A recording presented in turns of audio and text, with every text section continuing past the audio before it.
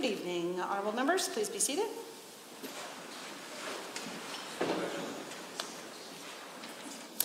The honourable member for Peace River. Thank you, Madam Speaker. I would like to seek unanimous consent to the House for ministers to be able to speak from seats other than their usual seat for the period of Committee of Supply. During the committee, there is a request for members to sit and speak in seats that are not their own, wherever they wish. This is a unanimous consent motion. Are there any members opposed to granting unanimous consent? So granted. Committee of Supply.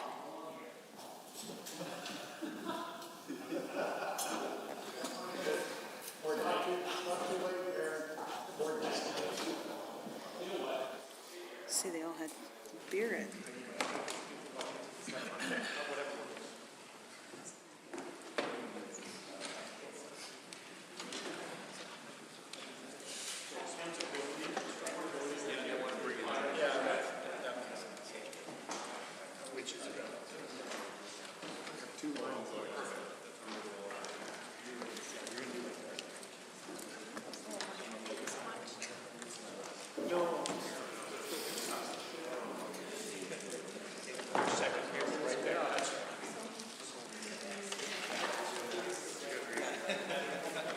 Okay, honourable members. I'd like to call the Committee of the Supply to order. Before we commence consideration of supplementary supply, I would like to briefly review the standing orders governing the speaking rotation as provided for in Standing Order 59. The rotation in Standing Order 59 applies, which is as follows. A, the minister or the member of Executive Council acting on the minister's behalf may make opening comments not to exceed 10 minutes. For the hour that follows, members of the official opposition and the minister or member of Executive Council acting on the minister's behalf may speak. For the next 20 minutes, the members of any other party represented in the Assembly or any independent members and the minister or the member of Executive Council acting on the minister's behalf may speak. And for the next 20 minutes, private members of the Government Caucus and the minister or the member of Executive Council acting on the minister's behalf may speak. And for the time remaining, to the extent possible, the rotation outlined in clauses B to E shall apply with the speaking time set at 5 minutes as provided in Standing Order 59. During the first rotation, speaking times are limited to 10 minutes. Once the first rotation is complete, speaking times are reduced to 5 minutes. Provided that the chair has been notified, a minister and a private member may combine their speaking times with both taking and yielding the floor during the combined period. Finally, as provided for in Government Motion 24, approved by the Assembly on March 16th, 2023, the time allotted for consideration is 3 hours. The Committee of Supply has under consideration the 2022-23 supplementary supply estimates. I will now recognize the Honourable President of Treasury Board and Minister of Finance to move the estimates. Well, thank you, Madam Chair. I would like to move the 2022-23 supplementary supply estimates for the General Revenue Fund.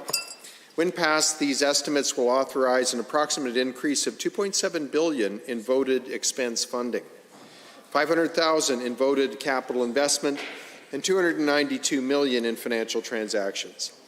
The estimates include additional funding to the following offices and government departments: advanced education, affordability and utilities, agriculture and irrigation, children's services, culture, education, energy, environment and protected areas, executive council, health, indigenous relations, infrastructure, justice, mental health and addiction, public safety and emergency services, seniors, community and social services, Service Alberta and red tape reduction, technology and innovation, and Treasury Board and Finance.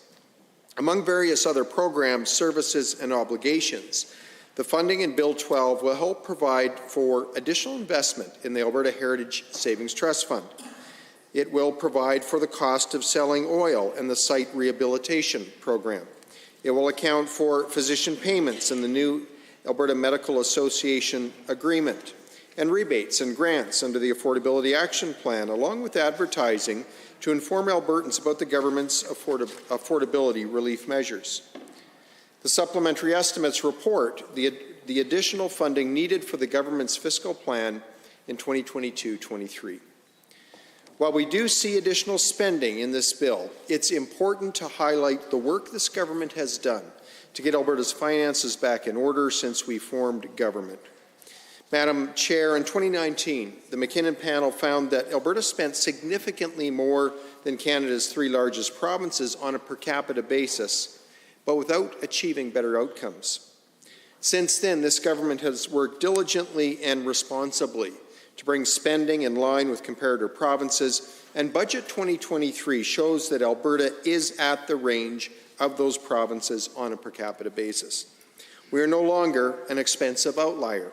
That's good news for our province and for the sustainable delivery of the programs and services Albertans rely on. Furthermore, Budget 2023 keeps our net debt to GDP ratio well below our targeted maximum of 30%. In fact, at the end of 22-23, we're at 10.2%. Simply put, our commitment to our fiscal anchors is paying off and paving the way for a more prosperous future. Going forward, new fiscal rules will make sure that governments continue to make responsible spending decisions. The new fiscal framework would require all future Alberta governments to balance their annual budgets, with certain exceptions, and use any surpluses to prioritize debt repayment. The framework would provide the government appropriate room to invest in areas and services important to Albertans while adding more rigor around expense increases.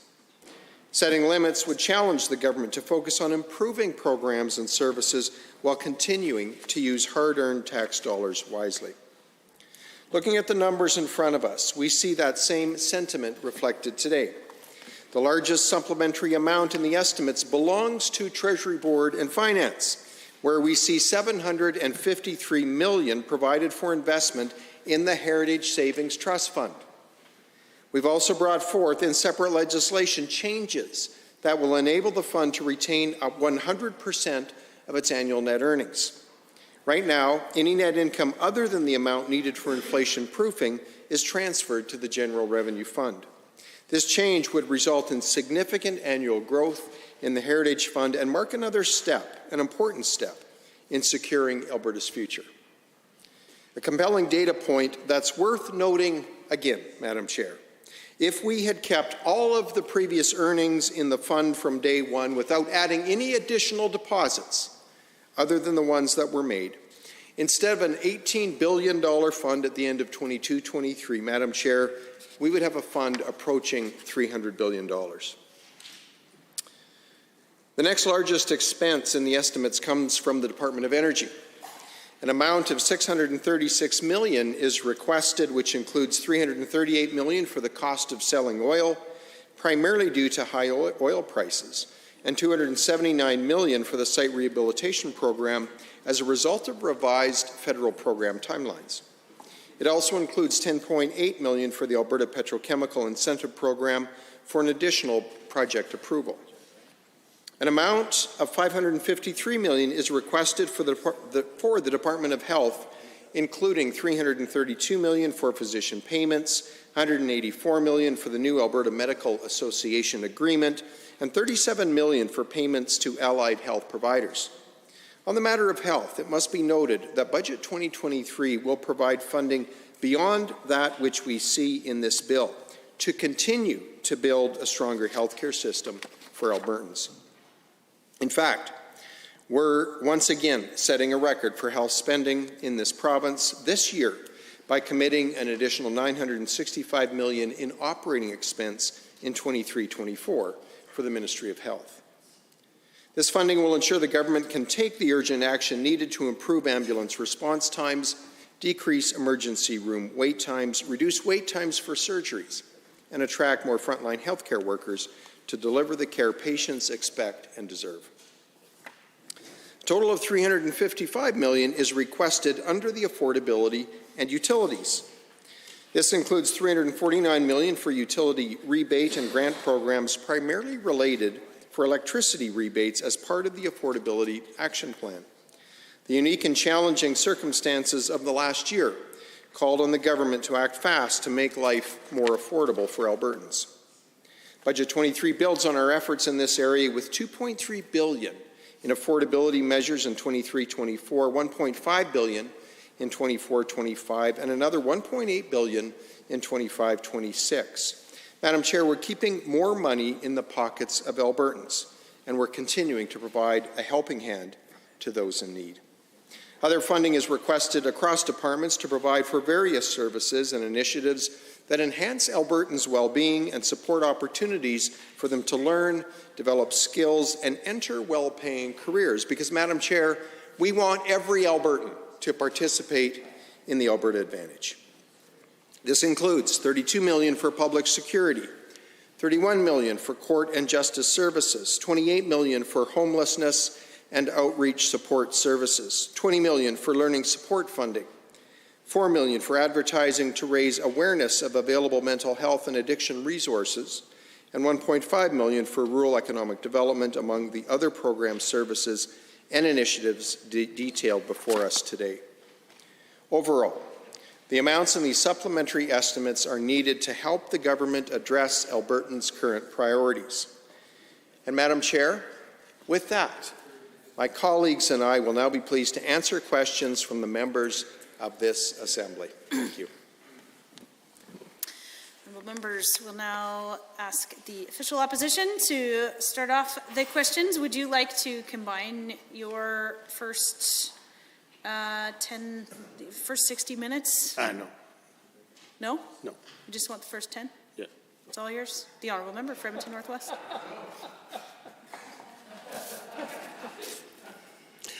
Well, thank you, Madam Chair, and thank you all of the ministers and assistants that are here this evening. It's nice to see some of your familiar faces and gainfully employed still. That's great.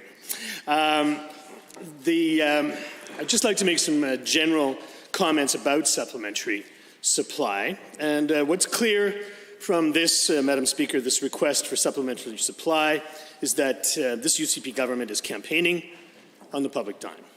A whopping $6.6 million for advertising alone to promote the government. As we heard in the budget 2023 estimates, another $3.5 million is on the way to keep on promoting the government.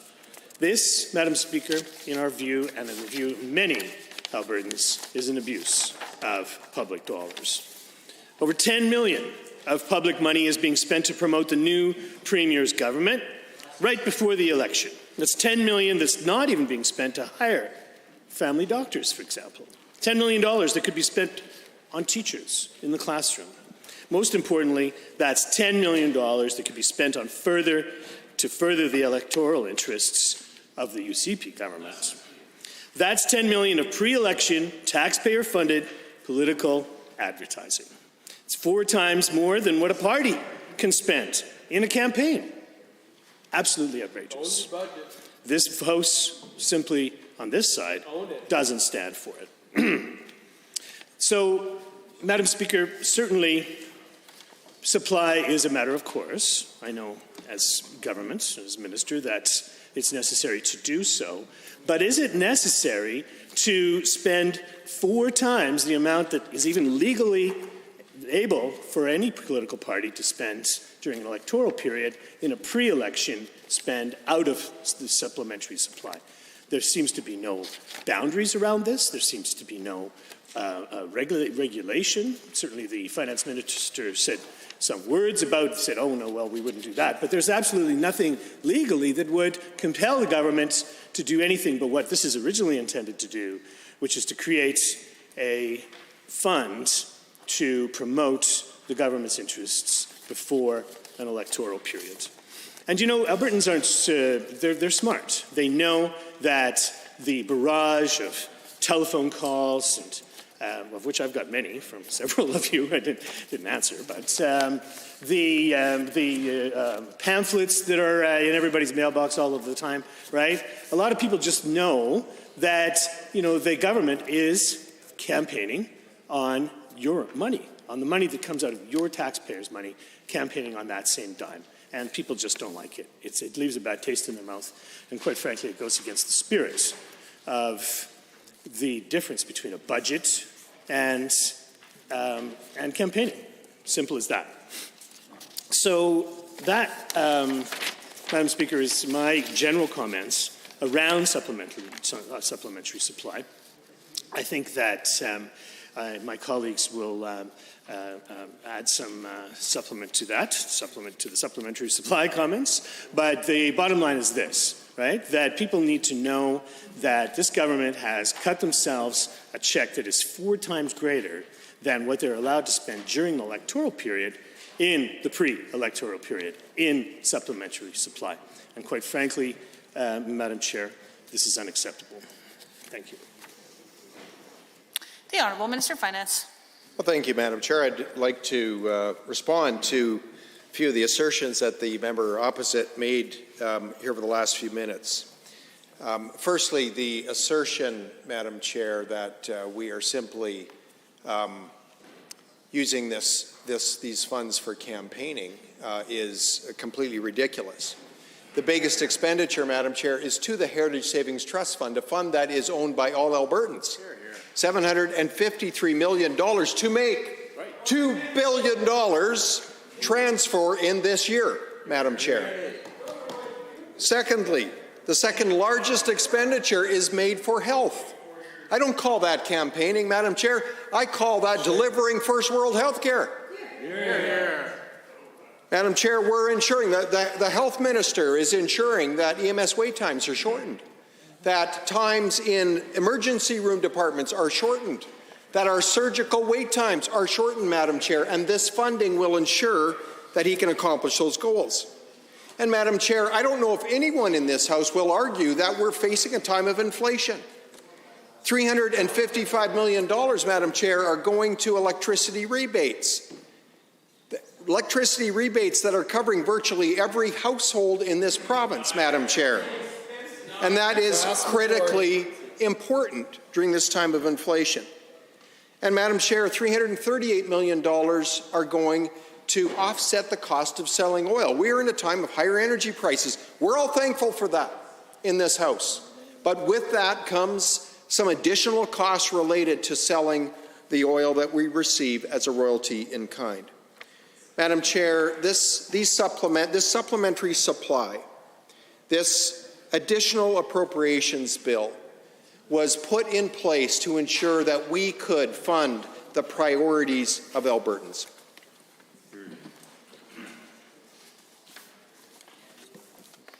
The Honourable Member for Calgary, Bular-McCall. Thank you, Madam Speaker. I rise to speak to the supplementary supply. The 10-minute back and forth, or just take the 10 minutes? No. Take the 10 minutes? Go ahead.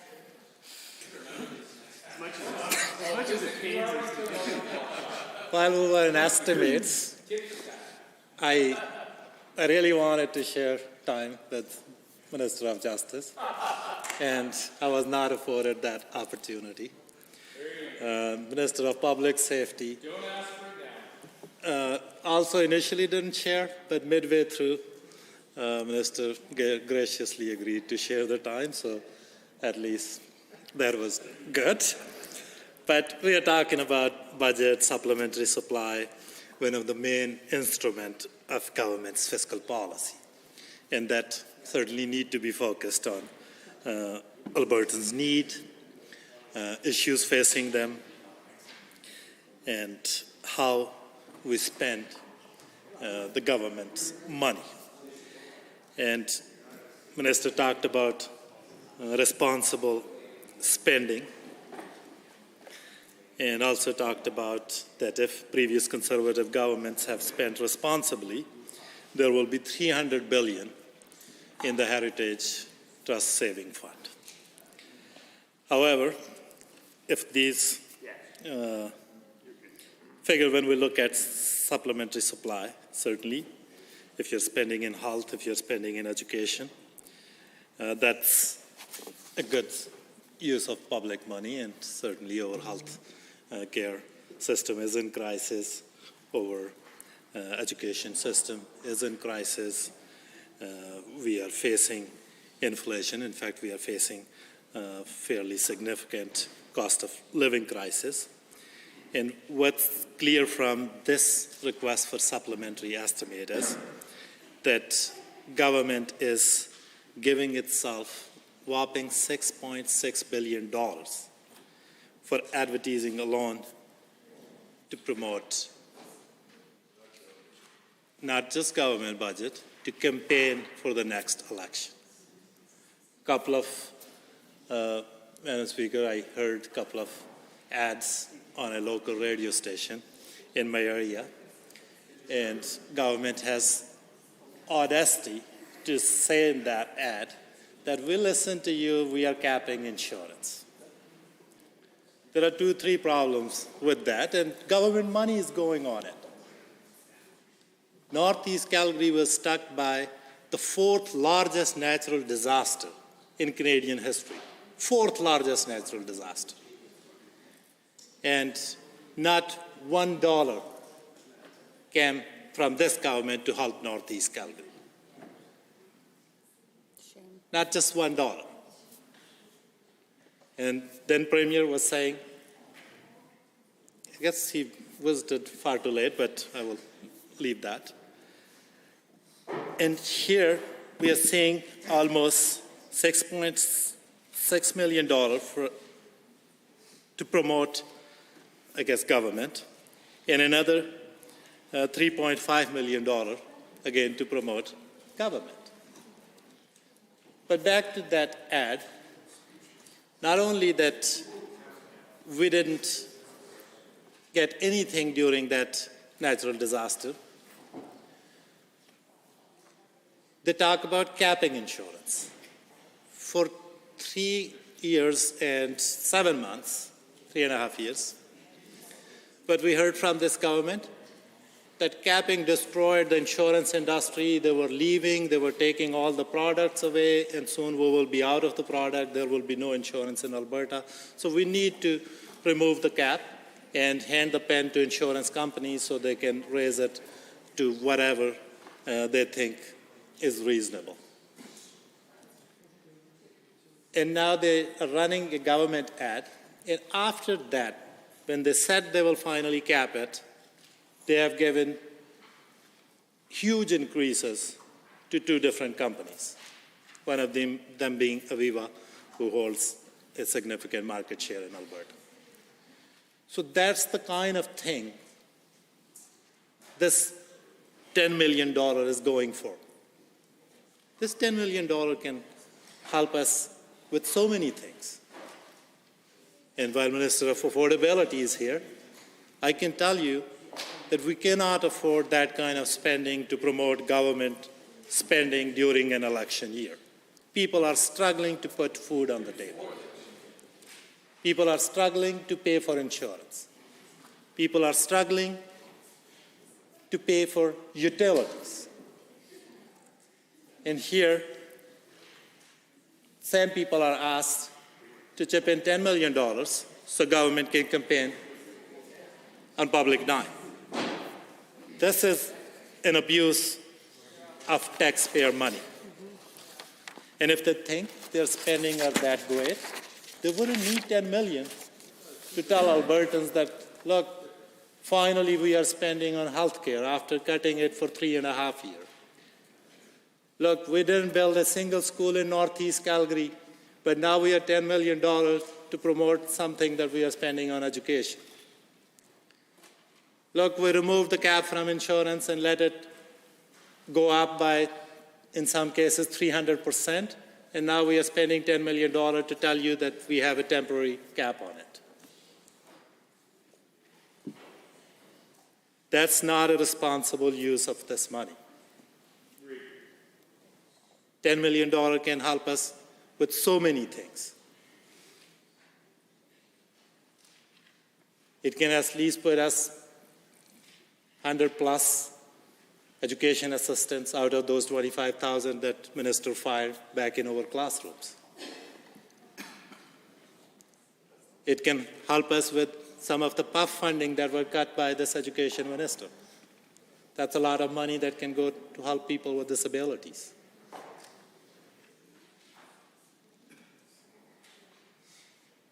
It can help us hire additional healthcare staff. And talk about responsible spending.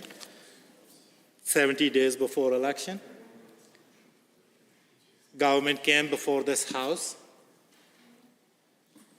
asking us to approve $10 million so they can run a campaign.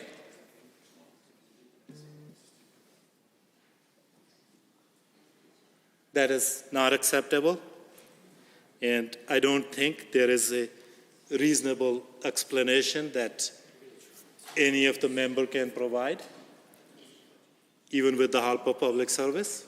There is no explanation for that kind of spending on campaigning on public dime, and certainly that's not what Albertans expect from us. That's not what's acceptable to our constituents. That's not the acceptable use of taxpayer dollars. So I don't think that there is any explanation for that. And with that, I will cede my time to my colleagues. The Honourable Minister of Affordability. Thank you. The member opposite touched on a number of topics, and there's experts in the room, so I'll just give high-level comments on some of them. In terms of schools, I'm pleased to report that I was in my constituency of Calgary Southeast on Thursday and Friday and earlier today for 3 separate public school openings, 2 elementaries and a middle school. 3 school openings, 3 public schools in a Calgary constituency in 3 days. 3. I mean, I read on Twitter that no Calgary schools were being built, and yet I'm cutting cake, celebrating school. I don't know what's going on, but rest assured there are schools popping up in Calgary Southeast. Families are delighted. Number 1 capital ask by my constituents, and they've got it. And it gets better, because what my constituents also asked for was playground funding to be included in elementary schools. And our education minister here got it done. $250,000. So elementary schools have playgrounds when they're built. It's just wonderful. On insurance, yeah, the member rightly pointed out that we have prevented further rate increases until January of next year. That was in response to Albertans' rightful concern about the potential price increases on yet another category that they need to spend money on. But the core of the question was the $6.6 million, which includes $5 million in advertising related to the affordability measures. And this I do want to talk about in more detail. So our advertising campaign, of course, plays a key role in raising the awareness of our relief measures under the Affordability Action Plan. And advertising is also critical to ensure that eligible families and seniors understand the steps that they'll need to take to apply for and receive the affordability payments. So an awareness campaign has been underway to ensure that all Albertans are aware, and so they can take advantage of the relief measures that are available to them. Albertans have been hearing about the affordability programs on the radio. I'm pleased to hear that the members opposite remember them. It means it's working. It means it's driving more people, more Albertans, to the affordability supports that they need. They're seeing our ads on TV and online, and they're getting, the member opposite highlighted the wonderful flyer that's been sharing information on affordability to every Alberta household across the province. So again, it's tremendous, and this is, I'm going to talk about the recognition numbers, because they're very impressive. But the member opposite is a testament that it is working.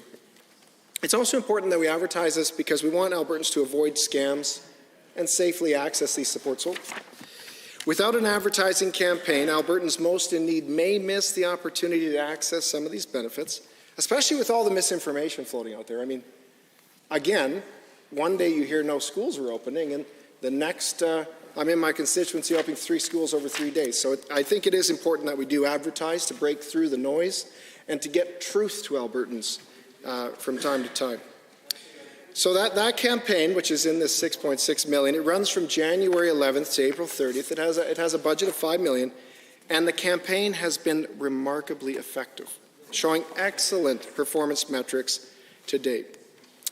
So just to give you some stats, our digital ads have generated about 1 million clicks 5 times the benchmark rate for comparable ads. Our online videos have a high view rate of over 90%, the benchmark 75%.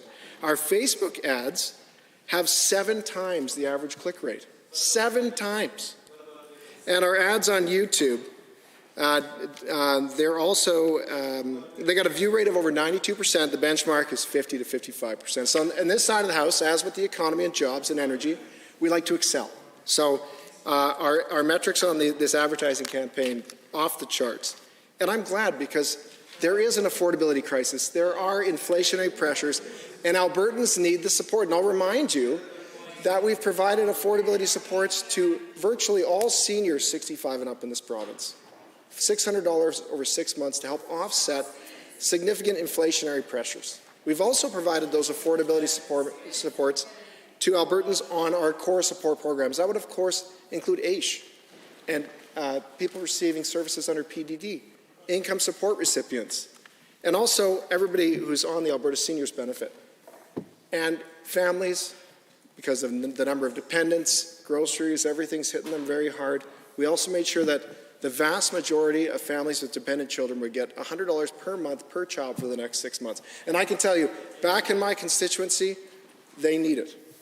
I've been hearing every day about how much of an impact that's made in the lives of seniors and children, and from my colleagues, especially Minister of Seniors and Community and Social Services, talking about how much it's helped our seniors and Albertans on core support programs. It couldn't come at a better time.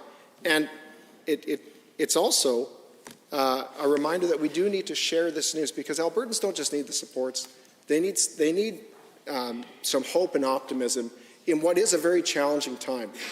And sometimes they hear that there isn't anything available for them. And I think that's unfortunate, because there's no need to fearmonger in a crisis. There's no need to spread misinformation. It doesn't help anyone, you know.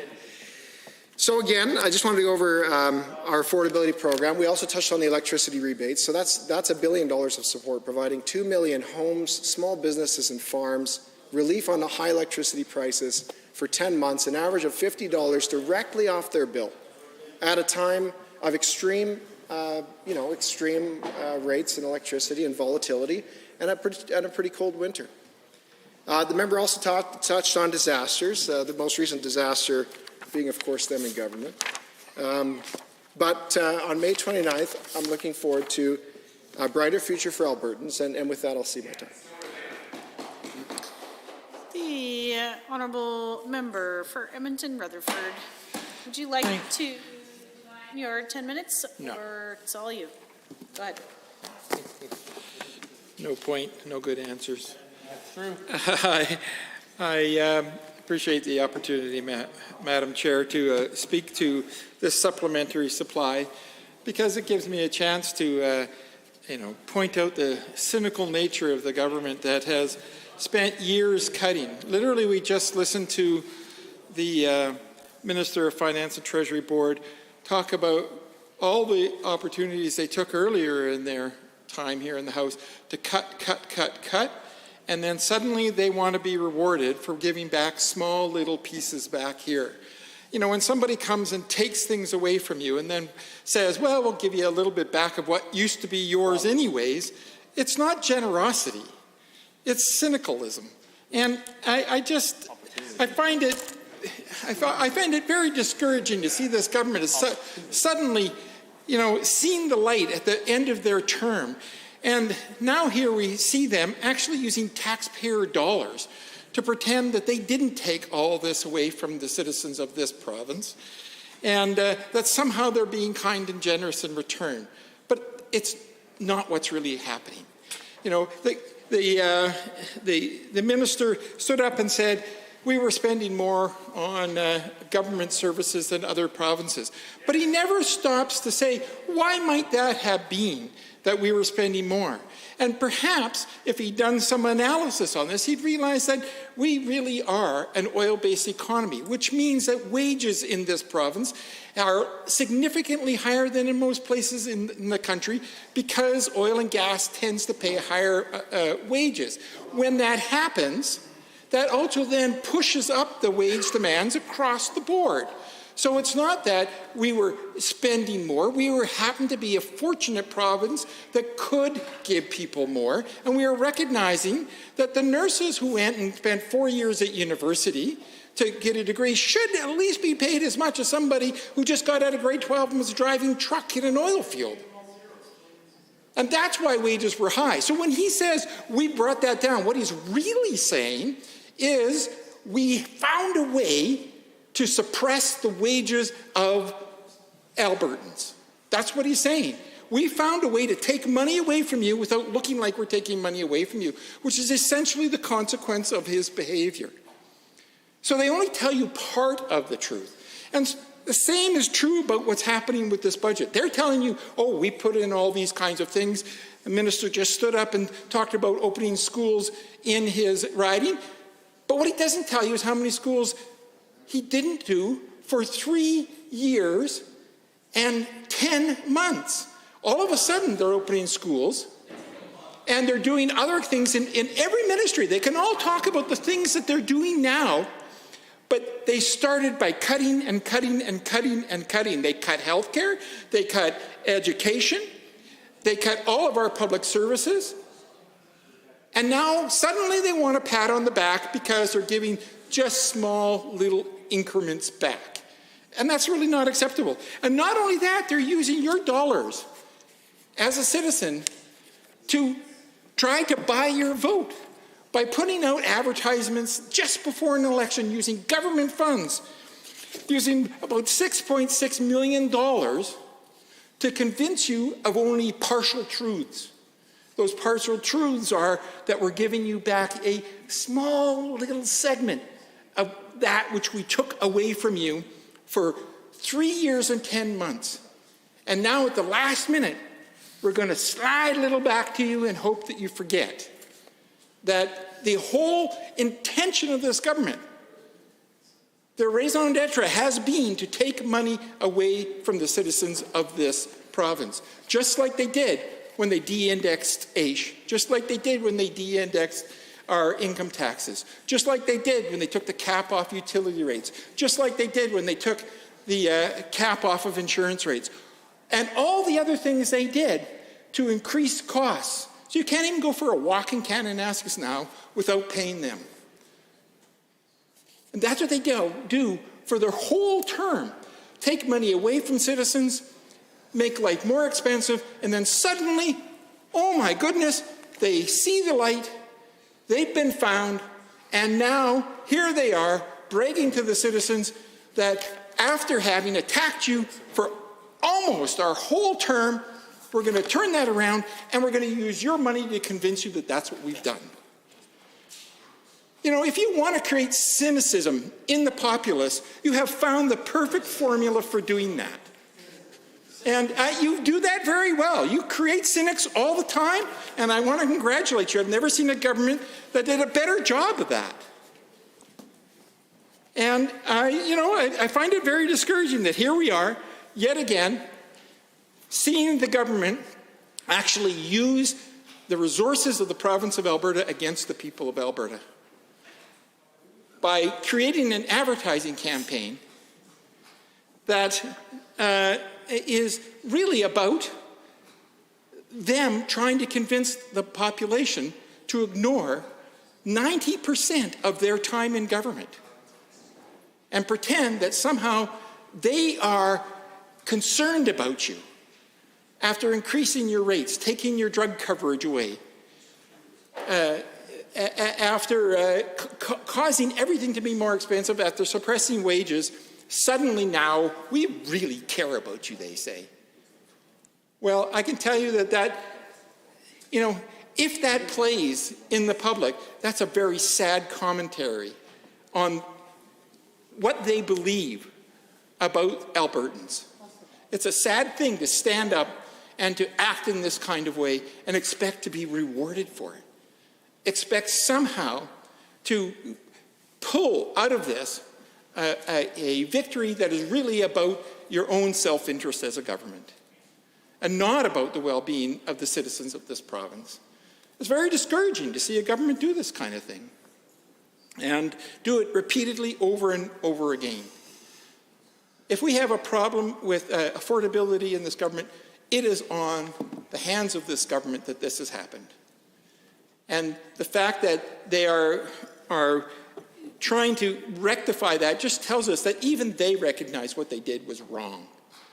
That the problems that they created with their policy are shameful. And apparently, they do have a bit of shame.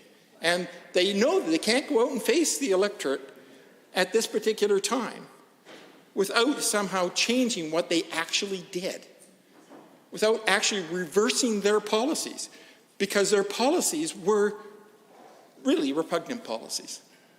And I really like this government to stop using government funds, to stop using $6.6 million of the money of the citizens of this province who could use that money for other kinds of things.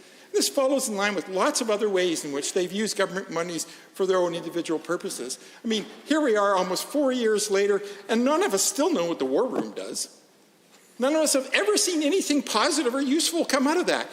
And not only that, they set it up so we couldn't even ask questions about it. We couldn't be here in the House to say, what has this War Room done? Because whatever it is they have done is something that this government knows they would be ashamed to tell the public.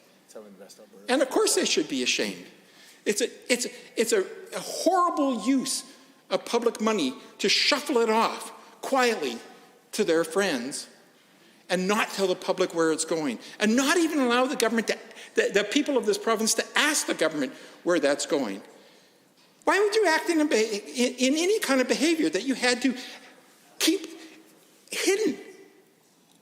That's a deceitful kind of approach to governance. And I really find it unacceptable this government has chosen to go in that direction, that they've chosen to hide the truth from the citizens of this province because they see personal gain in the direction that they're going here, and hoping that people just won't be informed enough about this to know that their own monies are being used against them, and that the troubles that they're experiencing now with affordability have often been exacerbated by this particular government. I'm coming close to the end of my time in this House, and I leave this House very discouraged that government has gotten to this place, that we see a government that is not seriously concerned about the well-being of people in this province and is only concerned about maintaining their own position and their own status. And, you know, for 3.5 years, I appeared in estimates and asked the Minister of Indigenous Relations about the cutbacks. The Honourable Minister of Finance. Thank you, Madam Chair. I just have to respond to a number of the, again, assertions the member opposite has made, not only around these supplementary estimates, but, Madam Chair, our fiscal management. Because I have to say, back in 2019, we inherited a fiscal train wreck. We've used that phrase here before in the last few years, but, Madam Chair, it was true. We were spending $10 billion more, according to Dr. Janice McKinnon, a previous NDP finance minister in the great province of Saskatchewan. According to Dr. Janice McKinnon and her committee, we were spending $10 billion more and not getting better results. And so, Madam Chair, we embarked on a 4-year effort to thoughtfully and carefully, surgically, compassionately bring our spending in line. Because, Madam Chair, you know what's not compassionate? Is when governments have no fiscal responsibility whatsoever. That means they're spending funds today at the expense of the next generation. And, Madam Chair, that's unacceptable to Albertans. We knew that. We were elected on that, to bring fiscal responsibility back to this province, Madam Chair, and that's what we've done. I have to say, the member opposite made the assertion that we had cut health care and education. Nothing could be further from the truth, Madam Chair. We made a commitment in 2019 to all Albertans that while we would bring this province back to fiscal responsibility, we would not cut health care and we would not cut education. And, Madam Chair, promise made, promise kept. We increased health care's budget every year, Madam Chair, every year. This year, nearly $1 billion. And, Madam Chair, we have maintained health care's funding. We have an education minister who delivered in an exemplary way, Madam Chair. She brought forward a new funding formula that put more resources in the classroom. Madam Chair, resulted in more efficiency in our education system, and now last year we increased the education budget by over 2%. This year, Madam Chair, it's an increase of over 5%. And Madam Chair, we heard the assertion from the other side of the aisle that now this year in an election year, we can increase spending. Well, you know why we can do this, Madam Chair? Is because we brought fiscal responsibility to the province. We've done the heavy lifting together, and now we can increase funding to programs, to ministries, in keeping with population growth and inflation. Why? Because we brought this province to sustainable spending. You know, Madam Chair, and we hear the members opposite talk about the price of oil. Tell me what the price of oil has to do with bringing expenditures in line. It does not impact it, short of a few dollars for the Minister of Energy to cover the cost of selling oil. What we're doing, Madam Chair, is ensuring our spending is sustainable because Alberta can no longer afford to be an outlier. That was the principle we used. That principle governed our fiscal decisions for 3 years, and now we as Albertans broadly can benefit from that heavy lifting, and we can ensure that we're building additional schools, almost twice the number of schools built or upgraded as twice the number of schools that the NDP built or upgraded during their term. Why?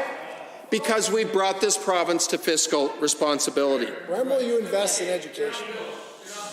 Madam Chair, I have to point out one other piece, and it's important because, again, certainly Albertans in Grand Prairie Wapiti, but Madam Chair, Albertans broadly, wherever I travel across this great province, are concerned about fiscal responsibility because they know this, that in order to ensure we have sustainable programming into the future, a world-class healthcare system for our children and our grandchildren, a world-class education system for the next generation, it means that we have to have sustainable spending in our programming.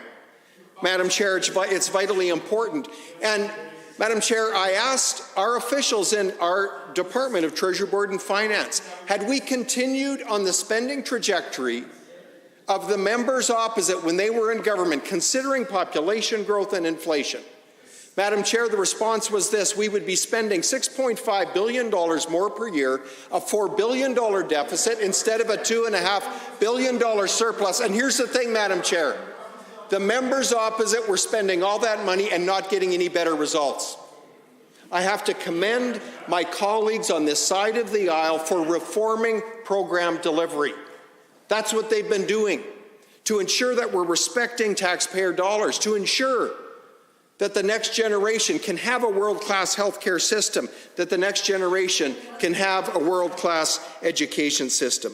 Madam Chair, I'm going to look forward to my colleagues rising, Minister of Health, Minister of Energy, Education, Justice, and talk about what they're doing in their ministries as it relates to this supplementary appropriations bill, Madam Chair, because we're delivering on behalf of Albertans to ensure that our spending is sustainable. Madam Chair, we heard the assertion that somehow we have dealt unfairly with our union partners. And Madam Chair, that is simply not the case. We have a principle in this side of the House that we cannot afford to be a spending outlier. We worked hard, we worked cooperatively, constructively with our union partners, and Madam Chair, we got to a collective bargaining agreement with all of our major union tables. And Madam Chair, we did that without 1 day of work stoppage, without one strike, Madam Chair. We did that with union members in most cases, ratifying those agreements with a vast majority of members.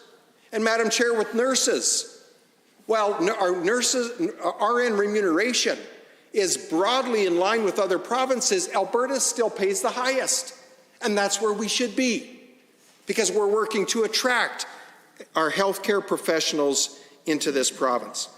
Madam Chair, I have to also say that, part of the equation here is not only ensuring that we're delivering responsible fiscal management on the bottom half of that income statement, the expenditure side, the other half relates to positioning the province for competitiveness, for investment attraction, for economic growth, diversification, which leads to expanded fiscal capacity and increased government revenues. Madam Chair, that's happening in this province today. Alberta's leading the nation in real GDP growth, economic growth. Our economy is diversifying at rates I've not seen in my lifetime. All of that is leading to a more stable revenue structure for Albertans. All of that is leading to increased revenues, Madam Chair. All of that is ensuring the next generation has a future in this province. Madam Chair, there was some comments around insurance in this province, and I will absolutely concede that insurance premiums are high across the nation, across the Western world. But, Madam Chair, this government's taking action. The members across the way had one move and one move only, a rate cap. That constitutes all of the innovative, creative thinking that is on the other side of the House, a rate cap. Madam Chair, a rate cap for any length of time results in diminished offerings by, Madam Chair, a rate cap of any kind for any length of time results in a lack of product offerings.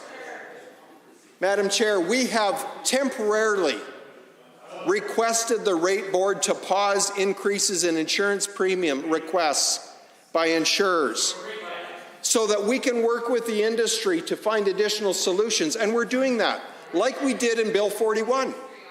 We dealt with some of the systemic issues that were adding costs to our automobile insurance system. We clarified the definition of a minor injury.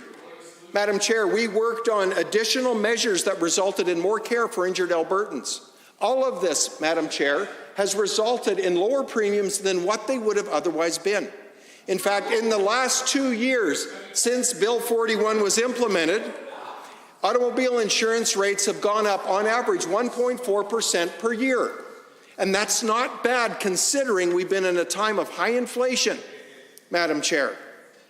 But we're not done yet. We continue to work with the industry on finding additional solutions. Madam Chair, our tenure in government around fiscal management is about sustainability. It's about putting this province on a trajectory where we're not robbing from the next generation. And Madam Chair, mission accomplished with Budget 23.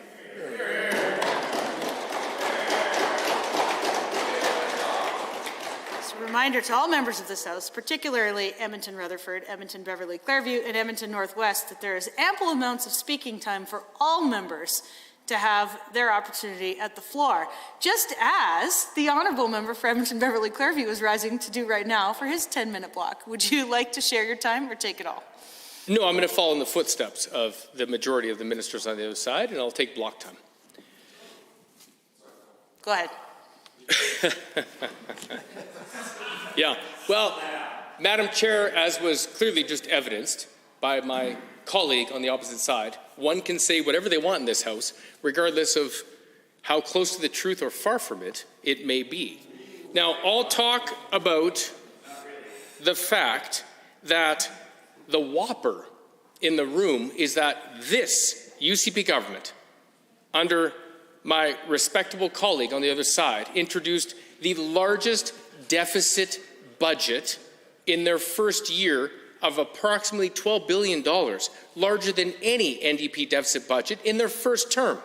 So when the minister talks about fiscal responsibility, I'd like to remind my honourable colleague of their first budget. What we're talking about here, I will clarify, I will welcome all of the heckles from the other side, because the balanced budget was reliant on the global price of oil, which was over $100 per barrel. $100 per barrel. Well, between 2015 and 2019, the global price of oil dropped below $27 per barrel, Madam Chair. So my friends on the opposite side can spin as much as they want. The reality is that the reason the government has a balanced budget is because of the global price of oil and the war in Ukraine. It has nothing to do with the management of Alberta's finances. Now, what's interesting, Madam Chair, is that for years under this government, they followed suit from many previous governments, which was to slash and burn for the first 3 years. And in the fourth year, you throw some money back at a few ministries and claim, look how good we are. We'll just do this. We'll just pat ourselves on the back. Because we've restored a fraction of the dollars that we've cut. No, I'd appreciate it if the members opposite would allow me the opportunity to speak. The other irony, Madam Chair, and I hope all Conservatives, not only in Alberta, but across this country, pay attention to, is that this is the largest government that Alberta has seen, with almost 30 cabinet ministers and about 35 total parliamentary secretaries. So for a government that claims to be in favor of a small government, Well, if it's your last job, it might as well be a good one, eh? the irony is that this is the largest government that the province has ever seen. I appreciate one of the ministers is chirping. It's okay, sir. Soon enough, you'll be out of a job. The point is, Madam Chair, that for a government that claims to be in favor of small government, they've done the complete opposite, because in 2015, there were the fewest cabinet ministers and the smallest government that Alberta has seen under the NDP. Chirp away, my friends. Chirp away. This budget, and I appreciate that the Honourable Finance Minister is getting up to respond. And Madam Chair, I will say through you to the Finance Minister that I do respect him, and I do respect the work that he's done. What I will say is that $6.6 million has been allocated to advertising. I want to remind Albertans that's in addition to, in budget 2023, so outside of supply, another $3.5 million. So now, Madam Chair, we're at $10 million for advertising. The election laws in this province limit provincial parties, political parties, to a $2 million budget during the 28-day campaign. This government has just given themselves 5 times that amount to advertise in the next 40 days. If the shoe was on the other foot, the members on this side of the House would be screaming hypocrisy, screaming. How do I know, Madam Chair? I've been in this House longer than any member who's currently sitting in this House. The third longest sitting member. I appreciate when members use the argument. You're on a point of order. It's concerning when members opposite highlight who is and isn't in the chamber. As the member knows, it's inappropriate to be drawing attention to that. We ask that he withdraw the comment and apologize. The Honourable Official Opposition House Leader. Thank you, Madam Speaker. I didn't hear the standing order that he raised the point of order under, but what member said was just a matter of fact that he is the longest standing member in this legislature. If there is anybody who has served more years, sure, they can share that and correct the member, but it's a fact that member is the longest serving member in this legislature at this time. So it's not a point of order. I'm not sure creativity is what we're aiming for in defending these points of order. The honourable member knows what to do. Chair, I'll retract that comment. Thank you. I'm the third longest serving member in this chamber. Thank you, Madam Chair. I believe I only have a couple minutes left. The issue that I have with supplementary supply are the dollars that are allocated to advertising on the eve of an election. And if I recall correctly, ahead of the 2015 election, members of the opposition were screaming at the government for spending dollars and making announcements leading up to the election, calling for a ban on it. And yet, what I hear from the government currently is crickets, that suddenly, because the shoe's on the other foot, it's okay. I'll be the first member in this House to say that no government should be able to make spending announcements within a period leading up to the election. Let's put all parties on equal footing. But what we have here is a supply budget that is giving the government an opportunity and the ability to spend 5 times what a political party, either side, can spend in the 28-day campaign. So I appreciate the government members will stand up and talk about the affordability measures, which I will say for the record, Madam Chair, adults without kids and parents with kids over 18 receive $0 support. They are also experiencing the high prices of inflation, yet they get no supports. I'd love to hear how the government and the finance minister came up with this threshold and this criteria. How did the government cut out families without kids? Because everyone is suffering from inflation. I don't care if you earn $100 million or $1 million a year, or $10,000 a year. Everybody is feeling the effects of inflation. We recognize that the low-income earners feel it the most. But in this, adults without kids receive no support, parents with kids over 18, and we all know, and I'm sure if I ask for members on the other side to raise their hands of how many of them have kids who are still living with them who are over 18, the majority would. Because we know, Madam Chair, that kids are living with their parents for longer and longer than they used to because they simply can't afford to move out on their own. And so the supports that this government claims to give to all Albertans, in fact, doesn't give to all Albertans. But honestly, Madam Chair, the issue that I have with this sub-supply bill is primarily the fact that this government is spending $10 million on advertising. And the members opposite can chirp all they want. If the shoe was on the other foot, they'd be losing their mind about how this is buying votes, how this is undemocratic. And yet, what's disappointing, Madam Chair, is that I would expect that members would have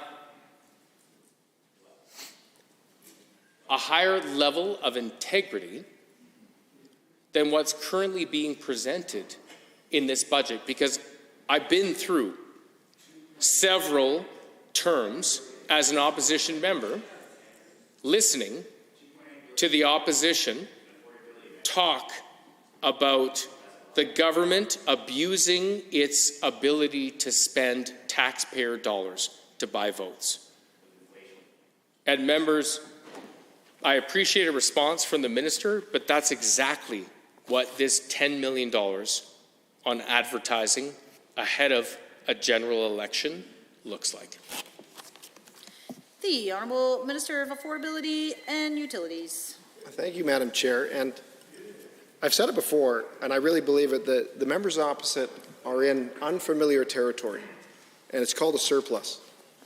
And unfortunately, it makes them desperate and incoherent. On one side, the members opposite say that the only reason Alberta's in surplus, the only reason we can pay for healthcare and education is our world-class energy sector. But on the other side, they want to shut it down. I mean, what an awkward place to be socialists and anti-energy, Alberta. What an awkward place to hold those ideologies. They've also said that the only reason we've balanced the budget is because of revenues. But for 3 years, they've been saying that we've been making adjustments to budgets and bringing things in line, and they've disagreed with those necessary fiscal adjustments. So again, you can't have it both ways. Now, to the only question that was in that 10 minutes. The 6.6 million, 5 million advertising campaign, I forgot to mention that that's resulted in 1.2 million Albertans enrolling in the affordability payment program. Well, that tells me a few things. It tells me that affordability is a real crisis and that Albertans expect their government to act. And when we put forward an assistance program, they jumped on it. And the more we advertised it, the more they jumped on it. Now let's compare that to the members opposite. In December of 2016, they announced they were putting $4.5 million more towards advertising their deeply unpopular climate strategy, bringing the total to $9 million. Advertising something that nobody wanted. They did get 1 million Albertans to show up, though.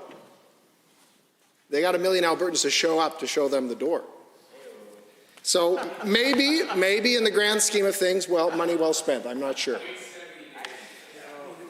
I wish that was the end of their bad advertising spends, but they also spent hundreds of thousands campaigning on their farm safety legislation and on power purchase agreements. I mean, I'm sorry, but why are you highlighting all of the areas that your government, the members opposite,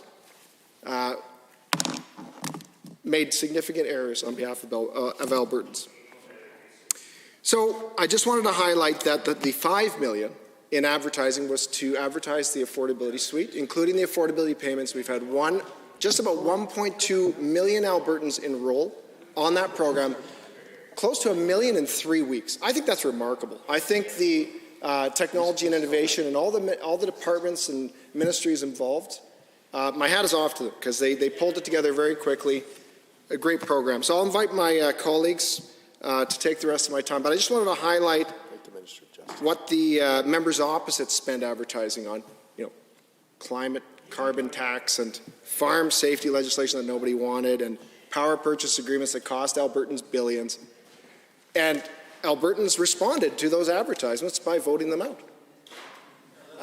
This $5 million is to address a very real cost of living and inflationary crisis, and Albertans have responded by onboarding on the programs to get support. And I think that's wonderful for our seniors, our most vulnerable, and our families with dependent children. Sorry, unfortunately, it's up to 10 minutes for a member of the government. It will go to the honourable member for Edmonton Castle Downs. You have about 4 minutes. Thank you. I'm honoured to rise tonight to talk about the supplementary supply 2023 estimates. And I have to tell you, I've been sitting here listening to the Minister of Affordability and Utilities attempt to justify blowing $10 million on pre-election advertising, including over $6 million in his ministry. And I have to tell you that he is not selling it, Madam Chair. On Friday, I was at a military business lunch with military and business leaders from across the province. And there were a few things that were being discussed at this luncheon. But one of the things that kept coming up was the advertising spend. And, Albertans are paying attention to what this government is doing. And this government seems to think that Albertans are just simply unaware that an election is coming up and that this is a last-ditch effort for this government to spend taxpayer dollars to advertise to the public. And there were so many upset individuals on Friday talking about how a gross use of funding that this is, 10 million of taxpayer dollars to simply promote what this government is saying is advertising for affordability. Albertans are buying it, Madam Speaker. And, you know, I listened to him talk about their affordability plan, and one of the things that's been brought up on our side of the House is the incredible amount of Albertans that are being left out of this affordability plan. Students, adults without kids, adults with children over the age of 18 still living at home. And I can tell you that he's not answering those questions. The money that they're spending on advertising pre-election should be spent on things that Albertans are talking about, things that are impacting Albertans. Healthcare. You know, it seems that this government is saying the healthcare crisis is over, yet we are hearing heartbreaking stories from all across the province of Albertans that are in healthcare crisis. They can't access family physicians. They're waiting incredible amounts of time to receive diagnostic imaging. There's things that this money should have been spent on, not on advertising right before an election. And so listening to the minister attempt to justify it, Albertans don't buy it, Madam Chair. He said they don't have to. And, you know, the proof in that will be on May 29th, when Albertans get to really decide what is happening. And just listening to the conversations that are happening around kitchen tables all across the province, Albertans are very aware that this money that's being spent on advertising is a last-ditch effort to try and get Albertans to buy the messaging that they're selling. We watched them for 4 years attack doctors, nurses, teachers. And now they're coming out saying that, you know, they have all of these great ideas right before an election. And unfortunately, Madam Chair, the attempts from this minister to justify the spending just isn't landing. What's very clear is that this government is campaigning on the public dime. They're using taxpayer money to campaign. And it's laid out right here in the supplementary supply estimates, 6.6 million. Thank you. Well, members, we are now on our next round of questions. We will go to the government caucus for the next 20-minute block. We'll start with a private member of the government to ask questions of the government and go from there. The honourable member for Sherwood Park, would you like to share your 10-minute block with the minister? Or take it all? I think I would like to share time with the minister. It'd be a great honor if the minister would oblige. The minister is very happy to do that. Please proceed. Well, thank you, Madam Speaker, Madam Chair. It's an honor to rise tonight to speak in supplementary supply, the estimates for 2023, and it was a great honor as well to be a member of Treasury Board this past cycle. I would say, too, that I'm really excited now to speak through you to the Energy Minister on his own estimates here in supplementary supply. Just such a good story we're telling. It's my understanding, Madam Chair, we are now at we've surpassed 2014 oil production levels. We are producing and exporting more energy, more Alberta oil to the world than ever before. What an amazing turnaround and a contrast just even from 2015 to 2019 when the former government devastated our energy sector. I would also say, as someone who represents a great constituency of Sherwood Park, Madam Chair, where the energy sector is foundational to my local economy and, of course, Alberta's economy with 3 refineries and the industrial heartland, shared here with some other members. My community produces 75% of all petrochemicals in Canada, and my community produces 2/3 of all oil refined in Western Canada. So this is very important to my community and all Alberta's prosperity. I think I would begin with my question to the Minister, Madam Chair. We all know that this past year has been very interesting for our energy sector, given the sudden rise in global energy prices that occurred. Therefore, I am not very shocked to see that your ministry in particular has listed a decent amount of supplementary budget estimates in this document. However, a few do stand out for me. Line item 3 on page 39 of the 2022-23 supplementary supply estimate shows that the cost of selling oil was $337.6 million higher than the initial $80.1 million estimate.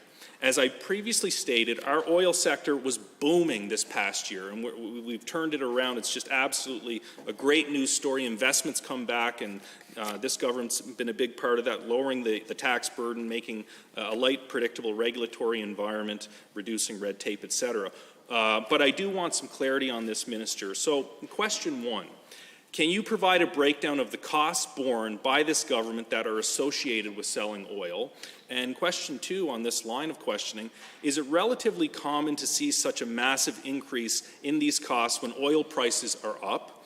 Or did the suddenness of the price change account for some of these extra costs? I think I'll start there as we go back and forth, Madam Chair. Wonderful. The Honourable Minister of Energy. Yeah, thank you for that, Member. Yeah, you had mentioned off the top about production, and I think right now we're around 4 million barrels a day in production. Our pipeline capacity is probably sitting around 4.5 million, and with TMX, as we heard with the recent news coming online, that'll add another 590,000 to our capacity. With some optimization that I think we're hearing from the industry, there could be another 350,000 plus that could come online. So increasing our capacity to maybe somewhere around 5.5 million barrels. So I think we've got a little bit of runway ahead of us there, maybe looking at certainly 10 to 15 years where that's concerned.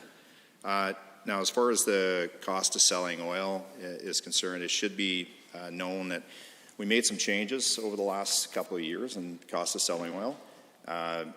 It used to be that we take oil in kind on the conventional side, and we were only marketing about 10% of that ourselves, and we were hiring out the other 90%. Now, some of the costs that were borne there are going to be similar, but there also was a cost to paying for that service.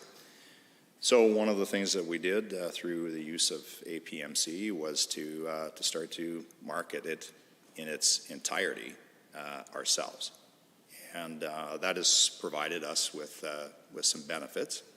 But as far as the balance sheet is concerned, it increases the cost of selling oil.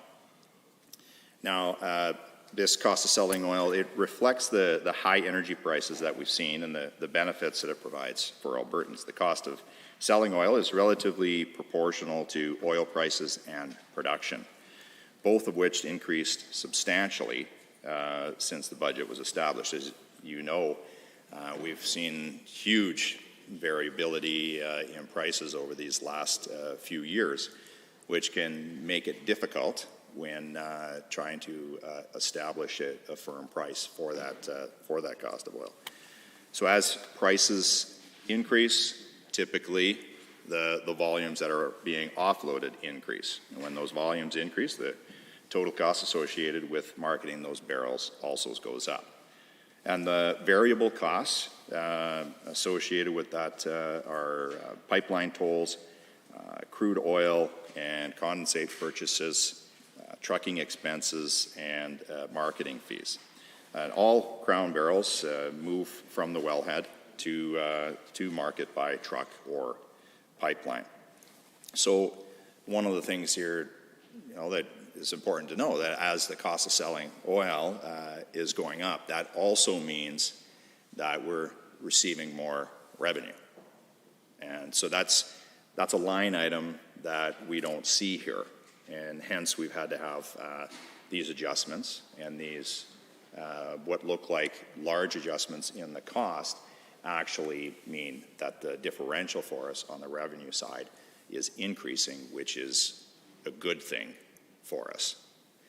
Now to your second question, the cost of selling oil reflects the high energy prices that we've been seeing, as mentioned, and the forecast increases in crude oil prices are driving up the forecasted producer royalty volumes.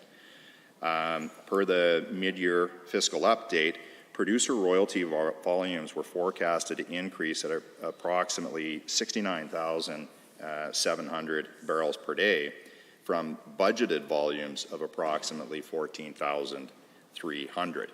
So obviously along with that, you're going to get a significant increase in the cost of selling oil when you establish a volume increase like that. So the increased royalty volumes just give rise to the increase in crude oil pricing.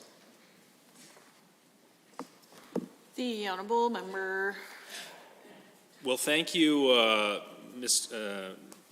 the Minister of Energy, I would say through you, Madam Chair, for those informative answers. And so what I'm hearing, what is so great and my constituents are so happy to hear, is through supporting our energy sector, and we're experiencing great prosperous times because in part we're also supporting our wonderful energy sector, we were able to put forward and table, as we're seeing here tonight, a fiscally responsible budget that helps Albertans on affordability, on healthcare and education, while also balancing the budget. So I'm so proud, and it's so great to learn. I would also say that I'm also so happy that we're now producing record levels of energy, including oil, here in Alberta. This is a great story, and in this moment we're in the current world order, Alberta needs to continue to be the energy arsenal of democracy across the world, to be the supplier of preference for places such as Europe, Japan, East Asia, especially in light of the unlawful invasion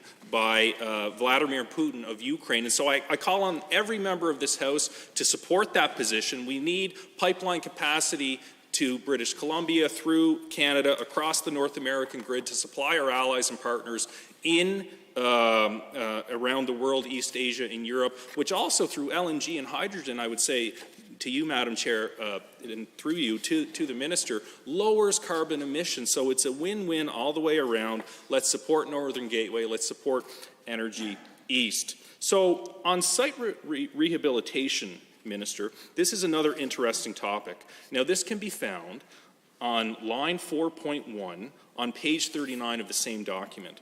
The supplementary estimates for this program are $278.6 million higher than the initial estimate of $297.2 million. I understand from looking back now to page 38 that some of these extra expenses were the result of revised federal program timeframes. A couple of questions here. Could you expand on these revised timeframes and why the federal government felt them to be necessary? And could you also expand on how many of these extra costs were caused by revised timeframes and how many were the result of other factors? We'll go from there. Yeah. Go ahead. The Honourable Minister. Yeah, thank you for that. This program was a huge success and actually came in a time when Alberta really needed it. The site rehabilitation program has been a big success with approximately $1 billion of federal oil and gas relief funding. We don't usually get too much from the federal government, but we were certainly happy to get this. This helped to put Albertans back to work by speeding up well, pipeline, facility, and site closure efforts in the energy sector. And we saw this afternoon with, I think it was motion 505, that the opposition had put forward. And it was about having no incentives ever in a sector, and that would have included this SRP program, which was a big success. We had negative oil pricing at that time. We needed to put Albertans back to work and to try to keep companies afloat. And that's what this program did. Alberta Energy, though, back to your question, had requested an extension for work to be completed in the program, given that there was several issues of delay, but the main one being weather. And a late winter freeze-up, as well as labor availability, all impacted the amount of closure work that was available to be completed. And so the request was granted, and an extension of 45 days from the original timelines for the work to be completed came through in 22 and early 23, including additional abandonment work after that freeze-up. So this resulted in additional sites having closure work take place, continued support for oil services companies, and continued work with Indigenous communities and companies participating within the program. And to your second point, and the success of this program, there were we had some federal government extensions that were required, and over the original work. The completion deadline, I believe, was supposed to be December 31st of 2022. We had to extend that out slightly, and while it was not possible to exactly pinpoint the impacts of these actions separately, there was combined impact that led to increase in the number of applications in the fourth quarter. But in doing so, it did allow us to fill the full $1 billion allocation. And due to the increase in these applications and approved for grants, the program closure date we ended with was February 14th of this year, where the additional funds are allocated. The honourable member. Thank you so much. I would say through you, Madam Chair, to the Minister for those questions. I have a better understanding of the site rehabilitation topic here as it relates to the questions I asked. I now want to move to Petchem. Again, another big Alberta success story in my neck of the woods with the industrial Heartland. I've been so happy to see the great relationship we've had with the Industrial Heartland Association. Big shout out to its executive director, Mark Plomadon, and just working with them to really bring about continued sustained prosperity for the Industrial Heartland. It's one of our many economic gems that drives prosperity right across our province. You're talking roughly around 40 companies with $40 billion of investment already existing there since it was established in 1997. An amazing story. And I would just say over the term of our government, through APIP, through the DIZ designation, as well as the special municipal property taxes, we have made sure that the Industrial Heartland and our petchem industry in general remains globally competitive as we compete for capital across the world, particularly with the Gulf Coast. So speaking specifically to the pet chemical initiative, here, as per the supplementary supply estimates, is another very interesting program, Minister. We can see it detailed on line 4 of page 39 of the supplementary supply estimates. And I noticed that an additional $10.8 million was allocated to this program despite there being no initial estimate. So 2 questions, Minister. Could you expand on this program and what it entails in general, through the chair, of course? Why, and secondly, why was this program not included in the 2022-2023 budget, and why did it become important to fund later on through the chair? Thank you. Yeah, the thanks. Honourable Minister.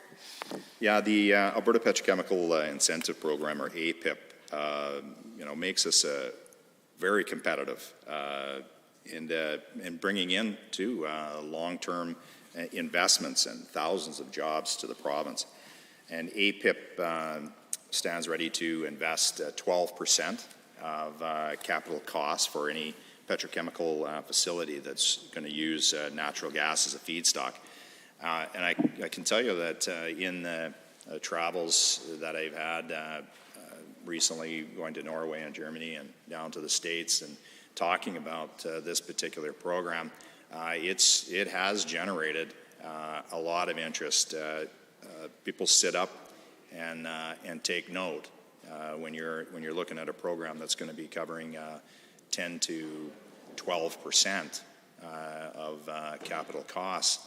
And then when we start talking about carbon capture and the availability of pore space and the great work that we've done here and the fact that we have 2 functioning carbon capture facilities, one Shell Quest that started in 2015 and then the Alberta Carbon Trunk Line in 2019, both of which have, I think, together sequestered over 10 million tons of carbon dioxide and are doing about 2.75 million tons a year going forward. When we start talking about all of these things that are going on here in Alberta and how far we are, talking about emissions reductions and methane reductions, it really has perked the interest of not only companies wishing to come here, but also financial institutions. So, projects that, they must meet several criteria to answer your question. The project must be physically located in Alberta, of course. The capital costs must be at least $50 million. The facility must use natural gas liquids, or petrochemical intermediates such as ethylene, propylene, benzene, etc., in the manufacturing of its own products. And the project must create permanent jobs in Alberta. An eligible project with a capital investment greater than $150 million must complete construction and declare to be in service within the 10-year time frame from the launch of the program.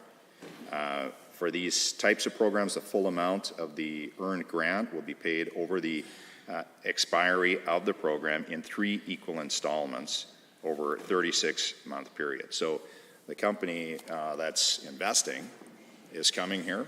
They're putting in all of their costs. They are employing all those construction workers. They get the facility up and running, and then Alberta puts in its money a year after the fact, and then 3 equal installments thereafter. So that investment is made. They're not going anywhere. They're right here in Alberta, and they're taxpayers by the time we start putting our money in. So it's well worth it. Our dedicated production facilities are eligible, so that means too that the midstream refining, storage, transportation, and ongoing maintenance costs, those are not covered under the program, but new facilities that are brownfield debottlenecking and expansions to existing facilities will be eligible. So costs eligible for reimbursement under APIP are related to manufacturing and processing capital expenditures. To your second point, through the chair, Madam Chair, APIP is already proving successful, and as a result, actually, of the first funding payment, that's what we're seeing here, is for Dow Chemical's capital project. So that's what we're seeing reflected here. But in the future, we are going to see some others, like Inter Pipeline's Heartland Complex, Air Products. I think you will recall that announcement, and through the chair, you will recall the $1.6 billion project that they announced to supply hydrogen to Imperial and Dow Canada in Fort Saskatchewan. So these ones are going to come through. Members, that concludes the government caucus time. We will now move on to the 10-minute blocks, combining time or going back and forth between the official opposition, independent members, and private government members. Just a reminder to direct your comments through the chair, not directly towards each other, and that we are on debating supplementary supply estimates. It's a green book. If anyone needs a copy, I'm happy to get a page to bring you one. Look forward to the debate for the rest of this evening. We'll now look to members of the official opposition to kick us off in the next 10-minute block with speaking time of up to 5 minutes. Seeing none. Any members of the government caucus? Seeing none, I will call the question. We shall now proceed to the final vote on supplementary supply estimates. Those members in favor of the resolutions for the 2022-23 supplementary supply estimates, General Revenue Fund for the fiscal year ending March 31st, 2023, please say aye. Aye. Any opposed? That is carried. Shall the vote be reported? Are you agreed? Agreed. Any opposed? No. Carried. I would now like to invite the Honourable Deputy Government Whip to move that the committee rise and report the 2022-23 supplementary supply estimates General Revenue Fund. Madam Chair, I so move. I move that the committee rise and report 2022-2023 supplementary supply estimates Revenue refund. Pardon. Having heard that motion, all those in favor, please say aye. Aye. Any opposed, please say no. That is carried.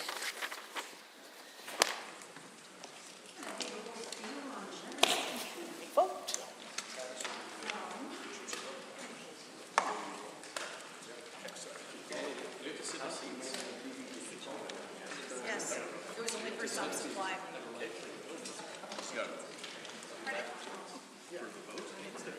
No, we only approved supply for the change seating, so now that we're back in regular.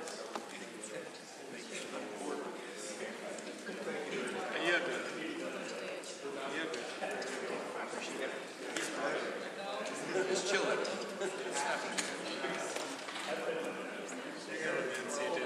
to cruise along like that. Good to see you.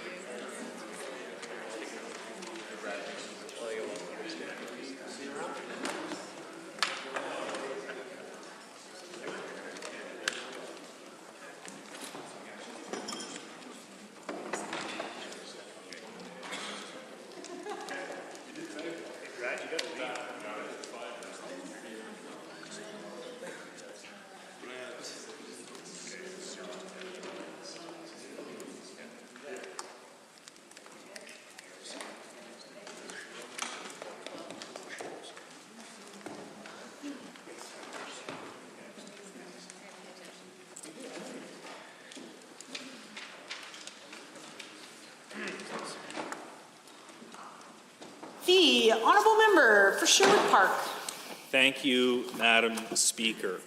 The Committee of Supply has had under consideration certain resolutions, reports as follows, and requests leave to sit again.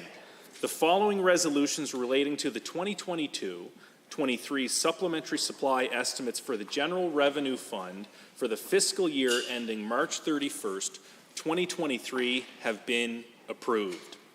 Advanced education, financial transactions, $11,626,000. Affordability and utilities, expense, $354,932,000. Financial transactions, $254,236,000. Agriculture and irrigation, expense, $2,750,000. Children's services, expense, $7,200,000. Culture, expense, $1,088,000. Education, expense, $81,937,000. Energy, expense, $636,218,000. Capital investment, $500,000. Environment and protected areas, expense, $68,399,000. Executive Council, expense, $5,938,000. Health, expense, $553,221,000. Indigenous relations, expense, $9,688,000. Infrastructure, expense, $11,230,000. Justice, expense, $91,937,000. Mental health and addiction, expense, $21,130,000. Just a minute, Madam Speaker.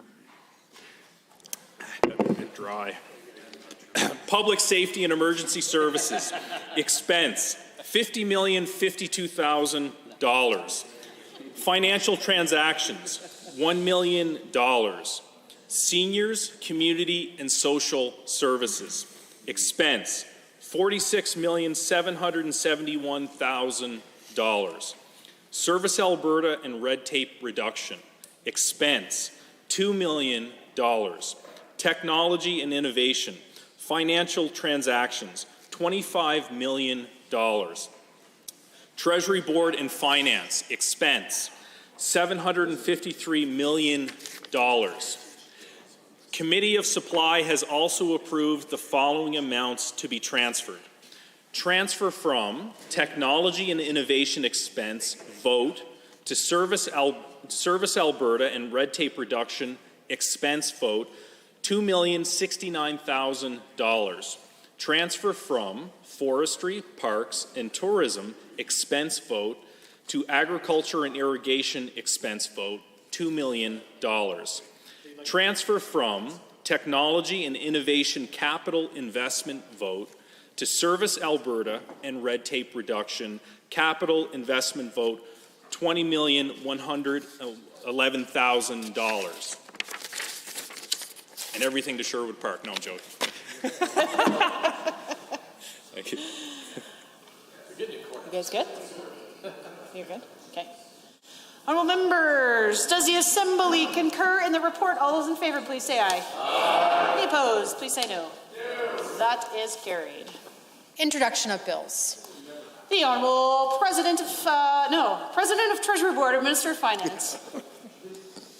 Well, thank you, Madam Speaker. I request leave to introduce Bill 12, the Appropriation Supplementary Supply Act 2023. This being a money bill, Her Honour the Lieutenant Governor, having been informed of the contents of this bill, recommends the same to the Assembly. Bill 12 will provide authority for government to pay from the General Revenue Fund for additional costs that are not already covered or otherwise provided for during the current fiscal year. I ask all my colleagues in this Legislative Assembly to support the bill. The Honourable President of Treasury Board, Minister of Finance, has moved first reading of Bill 12, the Appropriation Supplementary Supply Act 2023. Those in favour of the motion for first reading, please say aye. Aye. Any opposed, please say no. That is carried. Bill 12, Appropriation Supplementary Supply Act 2023 is now read a first time. The Honourable Deputy Governor Whip. Happily, Madam Speaker, I move that the Assembly adjourn until 1:30 on Tuesday, March 21st. Having heard that motion, all those in favour, please say aye. Aye. Any opposed, please say no.